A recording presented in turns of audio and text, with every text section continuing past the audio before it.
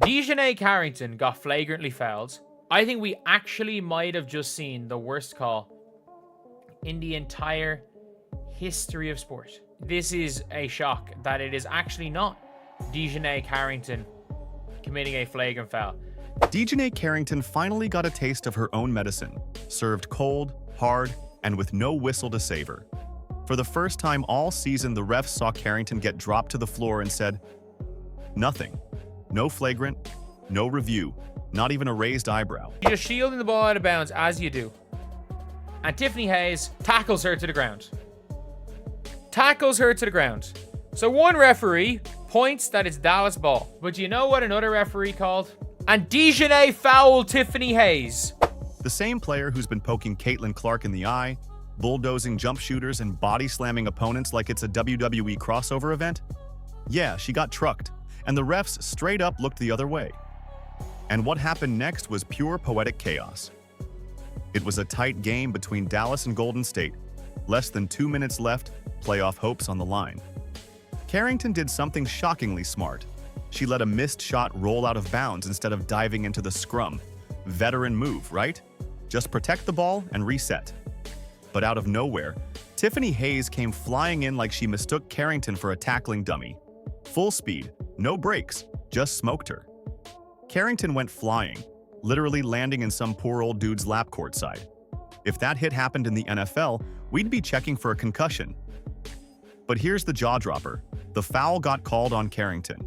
Worst case scenario, it's an over-the-back foul. Like, it is at least a foul on Tiffany Hayes, if not a flagrant. Shocked Tiffany Hayes is shooting free throws.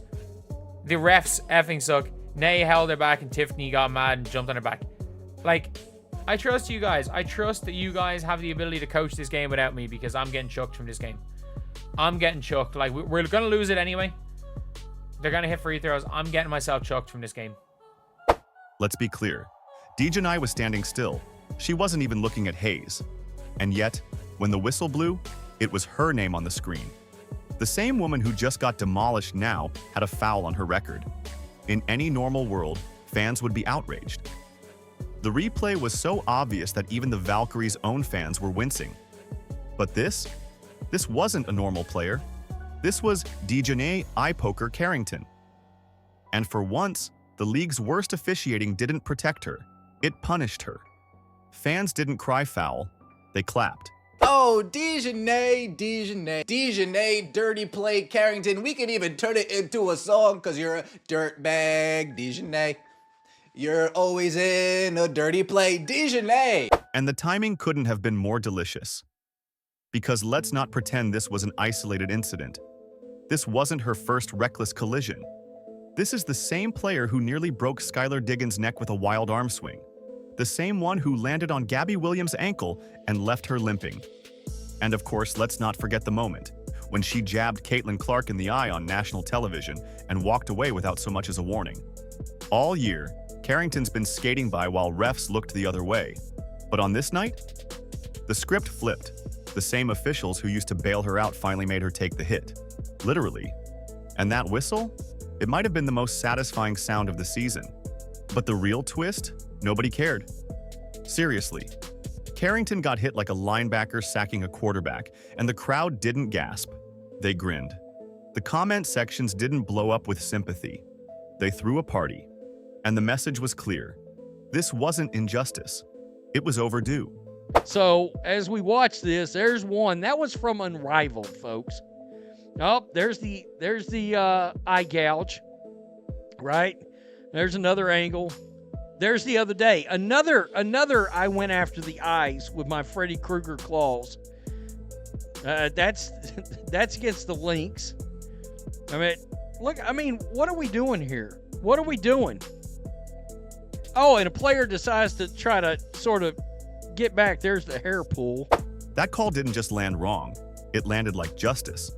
The same player who's been dragging the league's reputation into a ditch got smacked by a ref's whistle and by karma itself. And the silence? That was the loudest part. No one defended her. Not fans, not commentators, not even her own team. Because when you build a career on chaos, don't expect backup when it turns on you. Let's take a moment to rewind to how we got here. Carrington's dirty play didn't come out of nowhere. The resume is long and ugly. There was the Skylar Diggins foul where she wound up and smacked her across the head. Signals for the officials that this will likely get upgraded. Absolutely dirty, reckless abandon. You don't come charging in from behind like that and throw up both hands and slam both hands back down like that. There was the Gabby Williams mid-range jumper. Carrington jumped, landed in her space, and boom, rolled ankle. And of course, the now infamous eye poke on Caitlin Clark. That one wasn't subtle. It was a jab, right to the face, on live TV, and somehow, no foul, no flagrant, just a slow jog back on defense. WNBA, y'all know y'all wrong. Y'all know y'all dead ass wrong. Come on now. Let's be serious, bro. She's out here, all these flagrant fouls, bro. All these flagrant fouls. And can we do something about the nails? Ain't there a length limit or something, bro? Like, listen, bro, she poked Caitlin Clark eye out. She eye raked somebody else. Bro, she eye raking people like the wrestlers used to do when they, like. The league had every opportunity to stop this, but instead, they protected her over and over again. Fouls downgraded, warnings ignored. The WNBA let Carrington skate like she was wearing Jordan 1s on ice. And that's where Caitlin Clark changes everything. Because Clark didn't just take the high road, she paved it. After the eye poke, she didn't retaliate, didn't complain. She actually defended Carrington's intent. Meanwhile, Carrington kept swinging, pushing, and pulling players to the floor like she was auditioning for a spot on the Detroit Pistons' 1990 roster. But fans remember. They remember Clark standing tall while Carrington shoved her way through games. And when this foul went down, it felt like the basketball gods were finally tired of the nonsense. And just like that, Carrington's protection spell broke. What made it even better? This wasn't a meaningless midseason game. Dallas needed this win. They were in a playoff race. The moment Carrington got wrongly tagged, Golden State took advantage. The momentum flipped, the lead stretched, Dallas fell apart. And all because of a player who'd been skating for months, finally tripping over her own reputation. The WNBA didn't issue a correction, no post-game statement, just a bad call that stood. And the irony? That missed whistle didn't just cost a game. It exposed how little trust anyone still has in Carrington as a fair competitor. What happened next wasn't just embarrassing, it was historic. Because rarely in sports do you see a player get flattened, wrongly blamed, and have the entire basketball community shrug. But that's exactly what happened. Carrington didn't just lose the benefit of the doubt, she lost every ounce of goodwill. DiJonai Carrington, fingernail to the eye. Caitlin Clark gets a bit of a black eye. The accusations immediately started flying that she targeted her in the eye. And there are a lot of people who believe that she did it on purpose. You could practically hear fans saying, she deserves it. And that right there is the real punishment. It's not the foul. It's not the fall. It's the fact that when something unfair happened to DiJonai Carrington, no one wanted to fix it. And that's what happens when you go full villain mode all season long. Now here's where things start to crumble for real.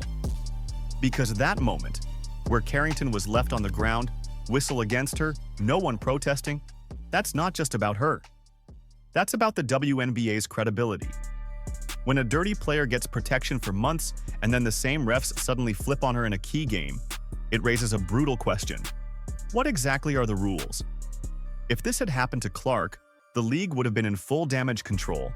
There would have been statements, media spin, maybe even a fine reversal. But with Carrington, nothing. The silence was deafening. And that's how you know she's burned every bridge that mattered. Nah. Any hit above the shoulders, bro, that's a flagrant, bro. Like, you're gonna hurt somebody. She does get her in the face. You're gonna hurt somebody, bro. Look at this Skylar Diggins, bro. The Skylar Diggins one is nasty work. I can't even lie to y'all. That Mayweather shoulder, bro, somebody gonna have to squabble up. Y'all cannot keep letting her run around taking people's heads off like this. Look at this. Let's break down the receipts the league chose to ignore. Carrington has pulled players to the floor by the hair. She's jumped into landing space. She's been in altercations that required referee protection. This isn't opinion. It's film, it's stats, it's patterns. And yet the WNBA kept looking the other way, until now. And the sad part? Carrington can actually hoop. She's not some bench warmer looking for drama. She earned Most Improved for a reason. Her defense is gritty, her shots getting better. But none of that matters when the headline is always Carrington collides again. And right behind her, in the same frame, is Caitlin Clark, rising. While Carrington spirals, Clark's reputation skyrockets. Why? Because she doesn't throw elbows. She drops dimes. She doesn't start fights, she ends games. And that calmness, that consistency, it's winning hearts. Fans, sponsors, even league officials know where the future is. And it's not with Carrington's drama, it's with Clark's discipline. So now, when Carrington catches a bad call, no one fixes it. Because the league spent months showing favoritism, and now they're trying to clean it up with her as the first sacrifice. And honestly, the message is loud and clear. What you build your brand on will come back to bite you. This wasn't just a bad whistle, this was a league-wide wake-up call.